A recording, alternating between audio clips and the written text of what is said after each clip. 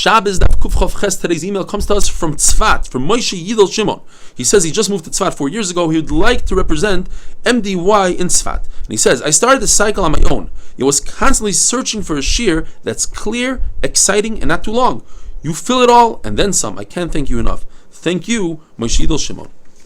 In the Mishnah we learned that there are a number of food items that are mukta. For instance, tevel. Food that you didn't remove trumas and maasros. What's the big chiddush? The chiddush is that in this particular case, you weren't chayiv in the rights to give trumas and maasros because this tree was planted in an unperforated planter, and therefore in the rights you're not chayiv in trumas and maasros at all. Rabbanan said you're chayiv. Nevertheless, it's muktzah with the Rabbanan. When the Mishnah says that the Levi received his 10% meiser, but he didn't give truma, it's not referring to his trumas meiser that he's supposed to give it to the kohen. Rather, it's the truma gdoila that the Yisrael was supposed to separate. The Yisrael went out of order. He gave the Levi his 10% before he gave the kohen the 2%. The halacha is the Levi cannot eat from it because the Yisrael did so when it was in a kri, when it was in a pile, and it had miruach. It was smoothed out on top. Therefore, until the Levi gives the 2% that the Yisrael should have given to the kohen, it's muktzah. Meiser shein is step 3. You take 10% and give it to yourself. Either you bring it to Yerushalayim or you redeem it for money. The problem is that he redeemed it not properly. In other words, he used an asimain, money that doesn't have a depiction, and it says in the Torah, it's arta kesef. Therefore, it's muktzah. When it comes to hegdish, he didn't redeem it properly. He redeemed it on real estate, on karka, instead of redeeming it on money, and therefore it's muktzah. We're going to go through lists of things that are muktzah or not muktzah. The Brisa says chatzov, which is grass that has straight roots, is not muktzah. You can feed it to a deer. Mustard seeds are not muktzah according to the Brisa because you can feed it to a pigeon. Glass, broken glass, what can you do with that?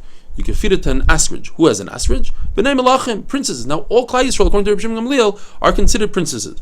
Reb Nosson argues, he says, no, it's muktzah. Now, in Reb Shimon Gamliel, a Meimer says he meant only if he himself owns an ostrich. Rav Ashi says, even if he doesn't own an ostrich, since there are other people that have ostriches, you're considered a bemelech, and therefore it's not muktzah. Since people typically don't have elephants, bundles of branches are muktzah. So Abai says there are 4 different man da'amrim that hold of this concept of b'nei melachim. All Klal Yisrael are b'nei melachim. They're princesses. Rav Shimon Gamliel is this halacha about an ostrich, and so too in the Mishnah he says that you could have pul, which is a type of food that you feed to a raven. Ravens, only wealthy people have ravens. When it comes to rose oil, so Reb Shimon says that rose oil is for princesses, but all Klal Yisrael are princesses. There's a halacha that if a person owns an expensive coat and he owes a lot of money, you take the coat off of him and you sell the coat, you give him another inexpensive coat. Rabbi Shmuel and Rabbi Akiva say, no, since he's a ben melech, he's a prince, he deserves an expensive coat, you don't take his coat off. When it comes to bushels of branches, if you decide that it should be animal food Erev Shabbos, they're not muktzah. And Rabbi Shimon says, provided that it's lightweight, you can carry with one hand, otherwise it's muktzah. If you need to carry with 2 hands, it's muktzah. Different types of plants the Gemara brings down that you say that it's for firewood, they are muktzah. If you change your mind and you say it's for food, they're not muktzah. There's machlokes. Rabbi Yehuda says you take, let's say, a pea in a pod, you break it with your hand, you go like this, and you take out the peas, but not with the kli on Shabbos, and not too much. Chacham say you need to make another shina, you do it with the tips of your finger, and not too much like you do in the weekday. Raw meat, but it's salted. According to everybody, it's not muktzah, carpaccio, people eat that. If it's unsalted, machlokes. According to Rav Huna, it's not muktzah, even though Rav Huna was Rav's Talmud, and Rav holds like Rabbi Yehuda that there is muktzah, that's dafka by food. But by regular muktzah, Rav holds like Rabbi Shimon, no muktzah. According to Rav Chizda, it's muktzah. You can't feed it to, you're not going to eat it, you don't feed it to the animals, but a duck is soft enough to eat it raw, and therefore Rav Chizda himself told his people in his house that they can move a raw duck, unsalted, out of the sun, just not to have monetary loss. Salted fish, not muktzah. If it's a raw fish, it's muktzah, even though Rashi explains that you could feed it to a dog, but you didn't buy this fish to feed to a dog, and therefore, lav adaite, and it's muktzah. Spoiled meat, not muktzah, you can feed it to any type of animal. Uncovered water that you're concerned that perhaps snake inserted venom is not muktzah because you could give it to a cat. Reb Shimon Gamliel says you cannot because you need to get rid of it immediately so no one else has damage from that water.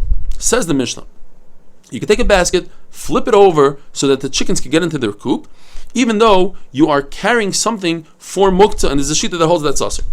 You could push along a chicken from behind, a chicken that ran away, in order that you don't have a monetary loss, or in order to prevent damage to the chicken, tzar b'lechaim. You don't lift up a chicken or push along a chicken by its wing, because the chicken could jump off the floor and you'll be holding a chicken in your hand, which is muktzah. Now, when it comes to shechita, you should either hold the chicken in your hand or push the chicken down into the ground. We're concerned that the chicken will lift itself up with its feet and jar the simanim during shechita, and it'll puzzle the shechita. You're allowed to hold on to the neck of a calf or a donkey, even though it's carrying, but not in Rishus Rabbim, because we're concerned you might carry the animal. When it comes to a child that knows how to walk, you could pull the child, but don't drag the child. That is usur. If an animal gets trapped in a body of water on Shabbos, so you could give it to eat, so it doesn't die. And if that's not good enough, let's say the water is rising and you need to save the animal, tzar b'lechaim, so you could put blankets and pillows underneath it. Even though you're mevata kli meichana, you're taking these kalim out of service for the Shabbos, and that's soiser, usur, but you're allowed to be over the rabbanon in order to be mekayim doiraisa of tzar b'lechaim. The Mishnah says that you are not permitted to deliver an animal on Yontif, but you could help the animal out. In other words, by grabbing the newborn, that it shouldn't fall on the ground, by pushing its stomach in, by giving it mouth to nose, by giving it milk to drink. For a human, for a mother giving birth, you're allowed to be Mechal Shabbos, you're allowed to call the midwife, even though it's out of Tchum, Mechal Shabbos.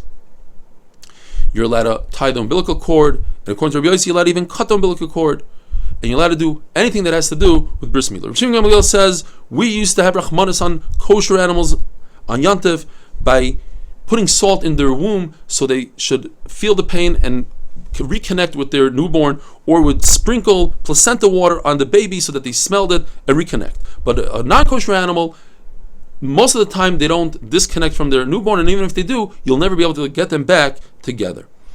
In the Mishnah it says that you could be Mechal Shabbos for Yoledes. The extra lashon is to tell us, even if she says she needs light and she happens to be blind, since it calms her down, that's mutter. You let her bring oil. You have to do it with a shinu, bring it in your hand. If that's not enough, bring it in the hair. It's not considered schita, because we hold, like the shita, that there's no schita in hair. Even if you hold there is schita, that would mean not literally putting the oil in the hair, rather a bottle of oil in the hair. Have a wonderful day.